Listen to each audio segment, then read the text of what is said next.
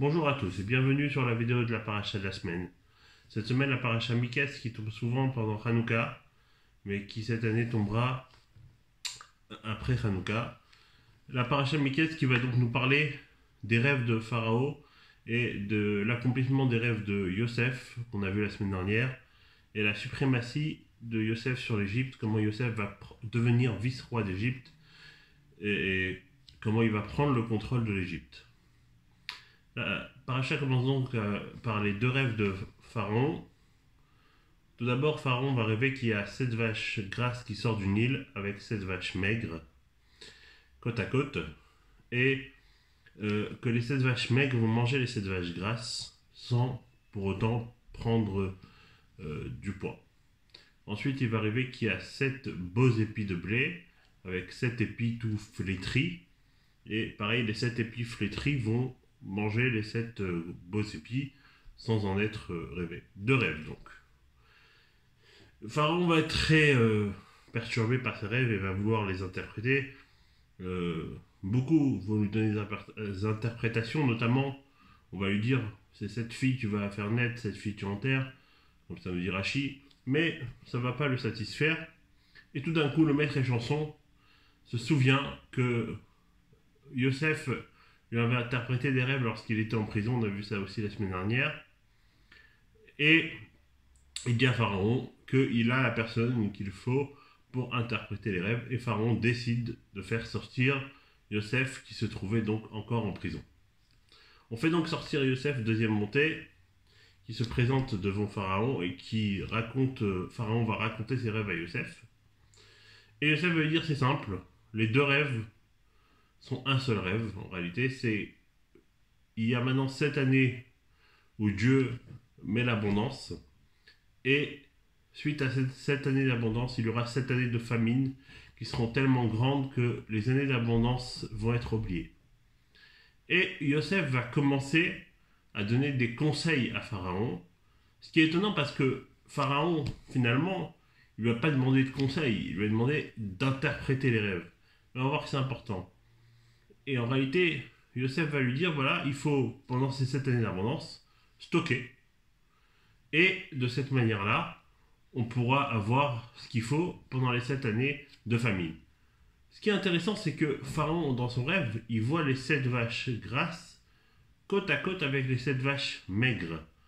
Comment est-il possible que les 7 années d'abondance cohabitent avec les 7 années de famine uniquement si on suit ce conseil de Yosef? Donc en fait, ce conseil de Yosef n'est pas un conseil de Yosef pour conseiller Pharaon, mais un conseil de Yosef qui vient aussi solutionner ce problème qu'on a dans le rêve de voir les 7 vaches grasses côte à côte des 7 vaches maigres. Si on arrive à stocker le blé des 7 années d'abondance, eh bien pendant l'année de famine, on aura l'abondance, donc les 7 vaches grasses, et la famine de l'autre côté, donc les 7 vaches maigres. Et donc, Pharaon est impressionné par la sagesse des interprétations de Yosef et va, dans la troisième montée, le nommer responsable. Il dit, puisque Dieu t'a donné cette grande sagesse, je te nomme responsable de la collecte de ces impôts, de ce surplus. Et donc, finalement, Yosef va collecter pendant les 7 années d'abondance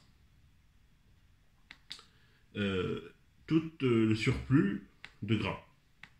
Ensuite, Yosef va épouser Osnat, qui est la fille de Potiphéra, et elle va lui donner 2 fils, Ménaché et Ephraïm, qui en fait évoquent aussi la maison de son père. La quatrième montée vient nous parler donc que la famine arrive, et comme avait prévu Yosef, exactement comme avait prévu Yosef. Et Yosef avait suffisamment de prévisions qui appartenaient donc à l'Égypte, mais sous la responsabilité de Yosef. Et il va vendre ses provisions personnellement à tous ceux qui ont besoin.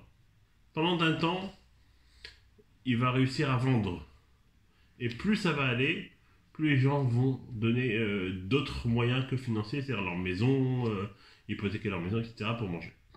Pendant ce temps, en terre de Canaan, il y a le père de Yosef, Yaakov, qui subit aussi la famine, va dépêcher ses enfants, tous, sauf Binyamin. Il a peur de perdre Binyamin. et donc il ne veut pas qu'il voyage, donc ses 10 enfants restants, pour aller chercher de la nourriture en Égypte. Et les frères arrivent, Yosef les reconnaît, mais eux ne le reconnaissent pas.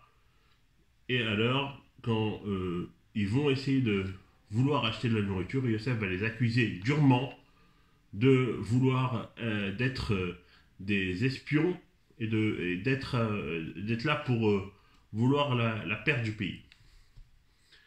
Et Yosef va prendre Shimon en prison.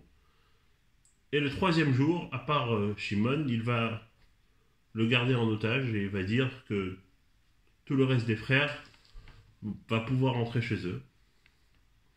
Et qu'il fallait revenir avec Binyamin pour prouver leur bonne foi. Les frères reconnaissent qu'il s'agit là d'une punition de Dieu sur la faute qu'ils avaient commis de vendre Yosef. Et ils vont exprimer leur regret pour ces actes, et Yosef est là et entend. Il ne faut pas oublier que Yosef comprend aussi ce que disent ses frères, mais il se retient. Yosef va ensuite demander à ses serviteurs de replacer l'argent de ses frères dans leur sac, et les frères reviennent en terre de Canaan avec Yaakov, et bien sûr Yaakov est complètement dépité de ce qui se passe.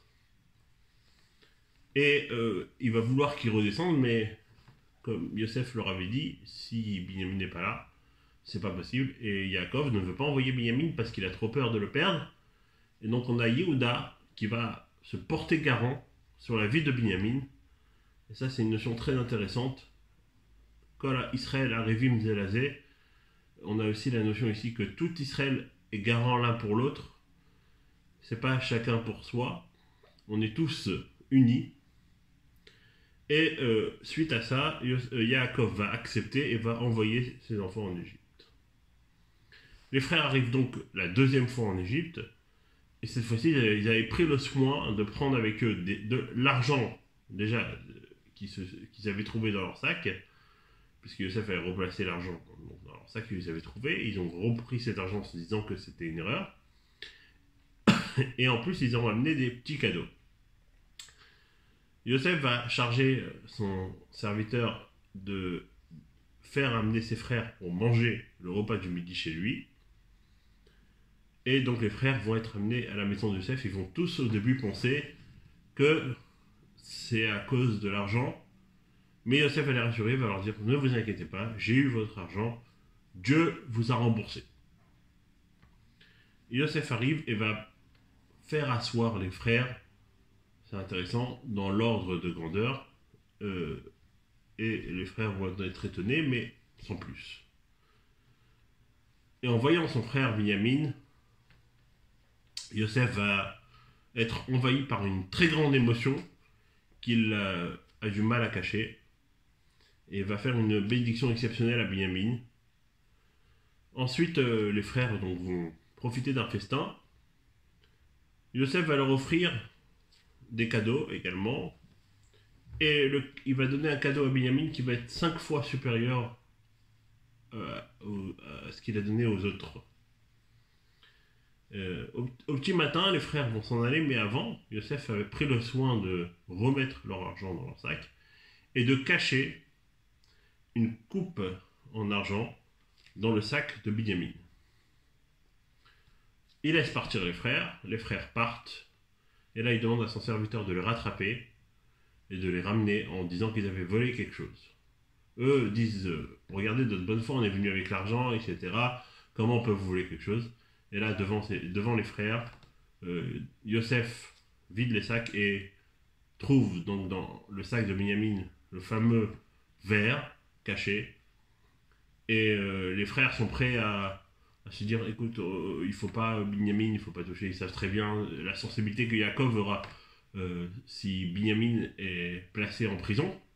Et Yehuda, le premier, va proposer d'être placé à la place de Binyamin. Mais Yosef dit non, c'est Binyamin qui a volé, et donc Binyamin seul reste comme esclave. Et vous, montez tranquillement chez votre père. Voilà, ainsi se conclut notre paracha Miket. On va parler un petit peu de la Haftara. La Haftara, on parle aussi de rêve. Salomon va avoir un rêve dans lequel Dieu va lui procurer en fait la sagesse. Et suite à ça, la paracha vient nous raconter une histoire très intéressante de deux femmes qui voulaient le même bébé. Et là, Salomon, dans sa grande sagesse, a dit on n'a qu'à partager le bébé en deux. L'une a dit oui, et l'autre a dit elle était prête à mourir, elle plutôt que son bébé. Et donc, c'est là où Salomon a dit c'est elle la mère. Et en fait, cet Haftara vient nous montrer le point commun entre ce qu'on a parlé dans la paracha, que Dieu va accorder à Yosef la sagesse qui va lui permettre d'interpréter le rêve, et donc ce rêve dans lequel Dieu va accorder à Shlomo la sagesse, mais comme Dieu va être très heureux que Salomon va réclamer uniquement la sagesse et pas plus, pas la richesse, pas la célébrité, pas la longévité, et bien Dieu va lui donner aussi énormément de richesse, de célébrité et de longévité. On peut dire finalement que c'est la paracha du rêve et que effectivement on est aussi dans une période d'exil, et ça c'est un enseignement pour nous tous. On est un petit peu comme des rêveurs dans cet exil, et il faut savoir que tant qu'on est dans le rêve, on a la capacité d'accomplir des choses phénoménales. Un rêve, finalement, c'est quelque chose où on est capable de rêver que un éléphant va traverser le chat d'une aiguille, c'est-à-dire quelque chose d'inimaginable, sans penser au caractère finalement ridicule de ce rêve. Mais le rêve dépasse la raison. Et dans le rêve, on peut accomplir des choses paranormales. Eh bien, en réalité, c'est la même chose. Dans l'exil, on peut accomplir des choses extraordinaires.